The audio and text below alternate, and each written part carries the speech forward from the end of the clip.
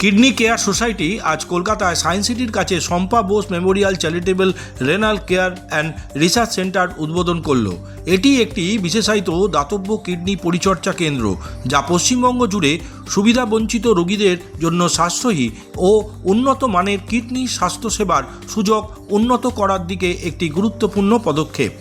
বিশিষ্ট শিল্পপতি ও জনহিতৈষী শ্রী স্বপন সাধন বোস, যিনি পুটু বসু নামে পরিচিত, তার প্রয়াত স্ত্রী শ্রীমতী শম্পা বোসের স্মৃতিতে ছয়তলা প্রতিদিন মিডিয়া ভবনটি উদারভাবে দান করার মাধ্যমে এই কেন্দ্রটি প্রতিষ্ঠা করেছেন।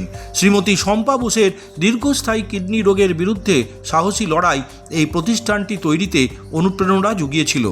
এই কেন্দ্রের লক্ষ্য হল আর্থিক সীমাবদ্ধতার কারণে কোনো রোগী যেন জীবনে রক্ষাকারী কিডনি চিকিৎসার ক্ষেত্রে বঞ্চিত না হন তা নিশ্চিত করা।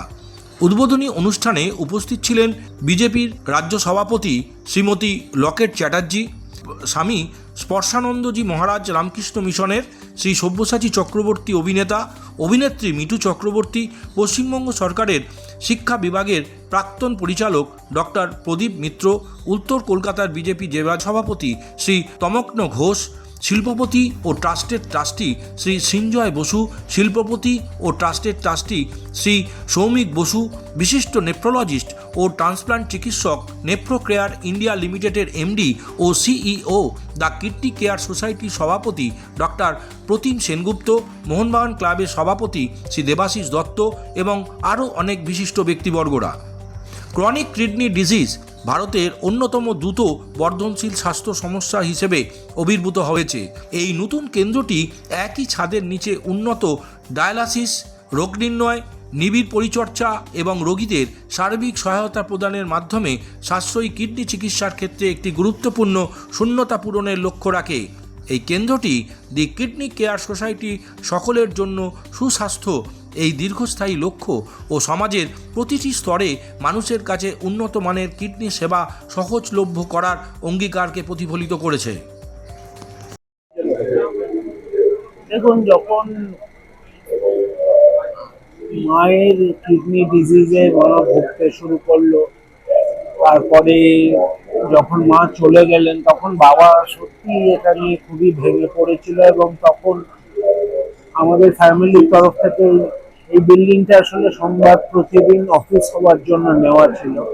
তো তখন আমরা ডিসাইড করি যে এই বিল্ডিংয়ে যদি আমরা শিফট না করে এখানে একটা কিডনি সংক্রান্ত হাসপাতাল, যেখানে ডায়ালিসিস, যেখানে রিসার্চ, যেখানে পরবর্তীকালে এমআরআই, সিটি স্ক্যান সব হতে পারে, তো এমনি একটা ব্যবস্থা করার জন্য অনেক দিন ধরে পিছিয়ে অবশেষে আমি খুশি যে আজকে অ্যাকচুয়ালি বাবা মার বিবাহ বার্ষিকী, তো সেই দিনে আজকে এই ওপেনিংটা হতে পেরে আমরা আমাদের পরিবারের তরফ থেকে মনে করি যে আমরা যদি সমাজের প্রতি কোনো ভালো কাজ করতে পারি তাহলে এটাকে একটু এগিয়ে নিয়ে যাবো।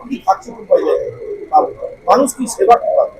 এখানে আমরা ডায়ালিসিসটা খুব কম দামে দেওয়ার চেষ্টা করব, তারপরে আমাদের এখানে এমআরআই থাকবে, সিটি স্ক্যান থাকবে এবং আস্তে আস্তে এটাকে অপারেশন হয়তো এখানে হতে পারবে না, কিন্তু আস্তে আস্তে আমরা এটাকে একটা কিডনি রিসার্চ আর কিডনি ডায়ালিসিসের ক্ষেত্রে একটা সেন্টার করে তুলতে পারবো।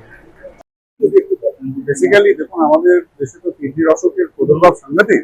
প্রায় ভারতবর্ষের প্রতি 10 জনে একজন কিডনির অসুখে ভোগে। এই পরিস্থিতিতে আমাদের উচিত কি করে কিডনির অসুখের আরো সচেতনতা বাড়ানো যায়। কিন্তু আমাদের যে সমস্যা, কিডনির চিকিৎসা প্রচন্ড রকম ব্যয়বহুল, সেই জন্যই Shampa Bose Memorial charitable kidney care হসপিটালটা আমরা চালু করলাম। যার মেইন উদ্দেশ্য হচ্ছে যারা প্রান্তিক মানুষ, অর্থনৈতিকভাবে যারা খুব দুর্বল, তাদের যেন খুব আধুনিক কিডনি চিকিৎসা এখানে করে দেওয়া যায়। তার সঙ্গে এখানে থাকবে একটা রিসার্চ সেন্টার, নিউট্রিশন সেন্টার এবং এর সঙ্গে একটা যোগা এবং ওয়েলনেস ইন্টিগ্রেট করে একটা কিডনি রোগীর স্বাস্থ্যকে সম্পূর্ণরূপে সুস্থ করা যায়, সেই ব্যাপারটা আমাদের সেন্টারে থাকে। কিডনি কেয়ার সোসাইটি এবং কিডনি কেয়ার সোসাইটি পুরো জিনিসটাকে করছে। কিডনি কেয়ার সোসাইটি হচ্ছে মেইন থিং। যেহেতু বিল্ডিংটা প্রতিদিন মিডিয়া ট্রাস্টের বাড়ি ছিলেন, বস সেটা মনে করে রেখেছেন, তাই তার নামে আমরা ওই সেন্টারটা করেছি।